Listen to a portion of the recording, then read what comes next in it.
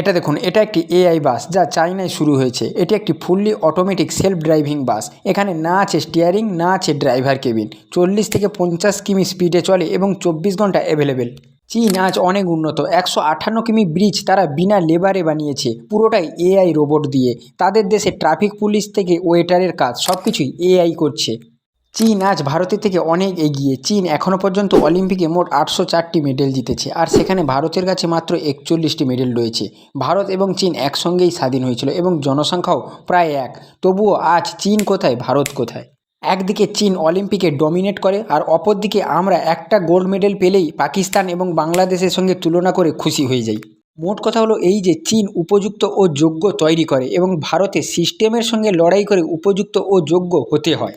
তবুও সেটা বেশি দিন নয়। সিস্টেমের কারাপশানের জন্য তাকে রাস্তার ধারে হয় পাংচার সারাতে হয়, কিংবা আইসক্রিম বিক্রি করে পেট চালাতে হয়।